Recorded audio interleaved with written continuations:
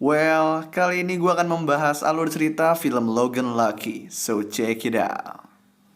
Film ini dibuka dengan memperlihatkan seorang pria bernama Jimmy Logan dan anaknya bernama Sadie tinggal di West Virginia.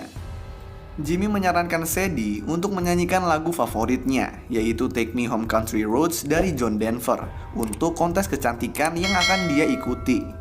Tapi, Sadie nggak yakin untuk membawakan lagu tersebut. Di sini dapat diketahui kalau Jimmy sudah bercerai dengan istrinya yang bernama Bobby yang mempunyai hak asuh Sadie. Kini, Sadie tinggal bersama ibunya dan ayah tirinya yang bernama Moody. Sebelum Sadie kembali ke ibunya, Jimmy bilang kalau dia akan datang tepat waktu ke kontes kecantikan anaknya tersebut. Jimmy lalu terlihat sedang mengerjakan proyek terowongan bawah tanah di arena balap mobil yang bernama Charlotte Motor Speedway. Di sini dia lalu dipanggil oleh bosnya bernama Kel yang memecatnya karena ada pekerja yang memberitahu kalau Jimmy kakinya pincang satu akibat bermain football saat SMA dulu. Jimmy yang selama ini udah mencoba menyembunyikan kakinya yang pincang tersebut mau nggak mau harus menerima keputusan bosnya. Kita lalu diperlihatkan kalau Jimmy mempunyai adik perempuan bernama Melly yang merupakan hairstylist. Jimmy pergi ke rumah Bobby untuk menemui Sadie, tetapi di sini dia diberitahu kalau Bobby dan keluarganya akan pindah ke Lynchburg, di mana ini membuat Jimmy akan lebih sulit untuk mengunjungi Sadie. Malamnya, Jimmy pergi ke bar milik adik laki-lakinya bernama Clyde yang merupakan mantan veteran perang Irak yang kehilangan satu tangannya dan sekarang memakai tangan palsu. Gak lama kemudian seorang pemilik perusahaan minuman buat olahraga bernama Max masuk ke bar dengan dua temannya.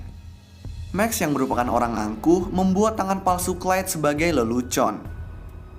Clyde lalu melepaskan tangan palsunya dan menyajikan minuman hanya dengan tangan satu, membuat Max tampak terkejut. Max meminta Clyde membuat minuman lagi untuk dia rekam dan sebarkan. Tetapi Jimmy yang mendengar itu gak suka lalu menyerang Max dan dua temannya. Sementara Jimmy berantem, Clyde melangkah keluar dan melemparkan molotov dari koktail ke mobil Max. Max dan dua temannya pun keluar dan melihat mobilnya terbakar, sementara Jimmy dan Clyde pergi. Keesokan harinya, Jimmy mengajak Clyde untuk merampok Charlotte Motor Speedway pada saat perlombaan besar Coca-Cola 600 yang sedikit lagi akan diadakan. Clyde gak yakin dengan ide ini, tetapi Jimmy kemudian menjelaskan kalau dia tahu bagaimana uang penjualan tiket mengalir melalui sebuah pipa di terowongan bawah tanah menuju ke lemari besi. Jimmy lalu juga bilang kalau di perlombaan tersebut nanti staf dan keamanan gak akan ketat seperti biasanya. Merasa ide tersebut masuk akal, Clyde pun setuju. Nah, untuk membantu perampokan, mereka berdua mengajak Melly dan juga Joe Bank, yaitu seorang kriminal pembobol brankas yang sedang dipenjara. Jimmy dan Clyde pun pergi ke penjara untuk bertemu dengan Joe.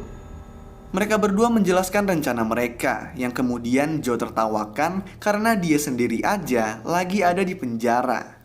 Joe juga gak percaya dengan mereka karena si isi kota tahu kalau keluarga Logan mempunyai kutukan yang membuat mereka sial. Jimmy dengan muka serius meyakinkan Joe dan bilang kalau mereka bisa membawanya masuk dan keluar dari penjara tanpa ada yang menyadarinya. Mendengar ini, Joe akhirnya setuju untuk ikut dengan syarat dua adik laki-lakinya bernama Fish dan Sam juga harus ikut. Keesokan harinya, Jimmy dan Clyde pergi mengunjungi Fish dan Sam yang sedang berada di karnaval dan merekrut mereka. Nah, Clyde kemudian menabrakkan mobilnya ke sebuah toko. Ini ditujukan supaya dia bisa masuk ke penjara dan membantu Joe untuk keluar dari sana. Clyde pun dijatuhi hukuman penjara, tapi karena mengingat jasanya dalam perang Irak, dia hanya dipenjara selama 90 hari. Sementara itu, dengan bantuan seorang wanita yang bekerja di lemari besi, Melly, Sam, dan Fish memenuhi sistem pipa speedway dengan kecoa untuk menentukan pipa mana yang menuju ke lemari besi. Di saat Jimmy sedang mengumpulkan persediaan, dia bertemu dengan Sylvia Harrison, seorang dokter yang merupakan temannya saat SMA. Sylvia memberikan Jimmy suntik tetanus gratis karena dia sedang menjalankan klinik keliling. Di sini bisa diketahui kalau Jimmy pernah mencium Sylvia pada waktu SMA. Jimmy lalu mendapat informasi kalau para pekerja terowongan Speedway akan menyelesaikan pekerjaan mereka lebih cepat, sehingga perampokan pun harus dilakukan seminggu lebih cepat. Sementara itu, di penjara, Joe membuat kesepakatan dengan salah satu tahanan bernama Nemen untuk mengkoordinasi tahanan lain untuk membuat kerusuhan. Di saat makan siang, Joe berpura-pura keracunan makanan, jadi dia pun dibawa ke rumah sakit penjara. Nah, di sini Clyde muncul dan bersama Joe, mereka pun bersiap keluar dari penjara. Di sisi lain, Nemen melaksanakan tugasnya dan terjadilah kerusuhan di penjara. Sementara Joe dan Clyde kabur dari penjara tanpa ketahuan. Mereka berdua bertemu dengan Melly yang kemudian membawa mereka ke Speedway. Nah, kepala penjara bernama Warden Burns kelabakan dan berusaha menangani kerusuhan di penjara. Masalahnya, Warden ini gak mau menelpon polisi karena takut reputasi penjaranya menjadi jelek. Dia pun akhirnya mencoba menuruti kemauan para tahanan. Di sisi lain, Fish dan Sam meledakkan jaringan listrik Speedway sehingga pengunjung hanya bisa membeli tiket secara tunai. Sementara itu, Jimmy, Clyde, dan Joe masuk ke pipa tempat uang mengalir. Di sini, Joe merakit bom dengan bahan yang membuat Jimmy dan Clyde tercengang, yaitu kantong plastik, pemutih, garam palsu, dan juga permen jelly. Joe lalu memasukkan bom ke dalam pipa untuk meledakkan pintu corong pipa lemari besi. Mereka lalu menyedot banyak uang dengan pompa vakum besar yang dipasangkan ke pipa. Nah, uang-uang tersebut lalu dimasukkan ke kantong sampah yang kemudian dibawa oleh Fish dan juga Sam. Namun, asap bom berhasil diketahui oleh staf dari Speedway, sehingga mereka meminta keamanan untuk mengecek. Para penjaga pun sempat berpapasan dengan Fish dan Sam dan juga Jimmy yang mengatakan kalau mereka tidak melihat atau mencium ada asap, sehingga para penjaga ini pun tidak jadi mengecek. Di saat pekerjaan mereka selesai dan ingin menyelinap keluar, Clyde dan Joe ditemukan oleh Max dan pembalap yang disponsorinya bernama Dayton White yang sebelumnya bertengkar dengan Max. Di sini, Clyde tanpa basa-basi langsung menghajar Max lalu pergi. Di penjara, Nemen membakar tong sampah yang dikira Warden terjadi kebakaran. Karena takut, Warden terpaksa memanggil pemadam kebakaran. Dan di saat pemadam kebakaran akan berangkat ke penjara, Clyde dan Joe menyamar menjadi pemadam kebakaran lalu berhasil menyelinap masuk ke penjara tanpa ada yang menyadari. Di sisi lain, Sadie bersiap tampil di kontes kecantikan dengan lagu suruhan ibunya, yaitu Umbrella dari Rihanna. Di panggung, Sadie melihat Jimmy yang baru datang dan dia langsung mengganti lagunya dengan menyanyikan lagu favorit ayahnya, yaitu Take Me Home Country Roads. Di sini Jimmy pun terlihat bangga dan terharu, dan pada akhirnya Sadie pun memenangkan kontes tersebut. Gak lama kemudian di TV terdapat berita yang mengatakan kalau uang yang dicuri dari Speedway sudah ditemukan oleh polisi.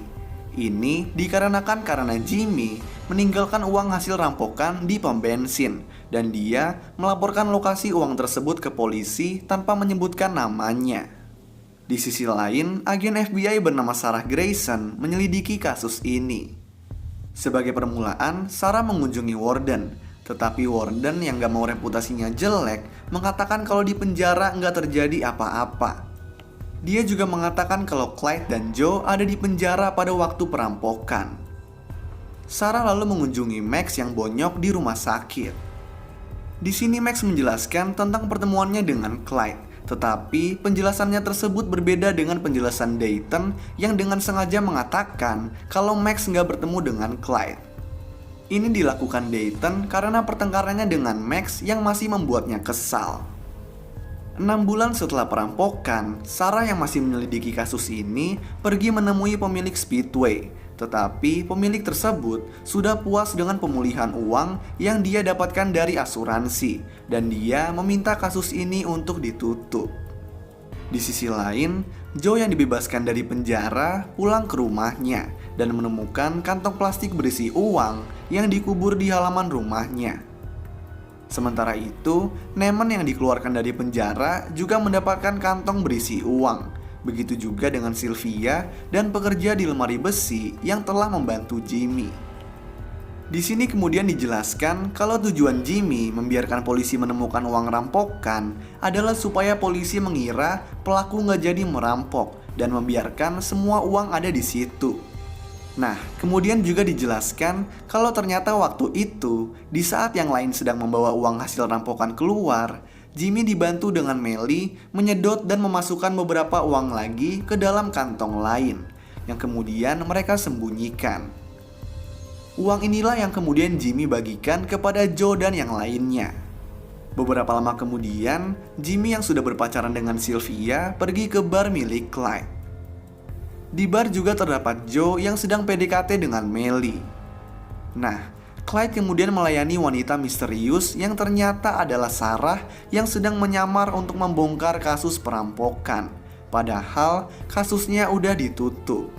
Lalu film pun selesai. So, itulah alur cerita film Logan Lucky. Kalau kalian punya rekomendasi film lain yang mau gue jelasin alur ceritanya, kalian bisa tulis di kolom komentar di bawah. Dan kalau kalian suka sama video ini, kalian bisa klik tombol like dan juga klik tombol subscribe supaya bisa mendapatkan update-update tentang video-video gue selanjutnya. So, thanks guys for watching. I hope you enjoy it and peace out.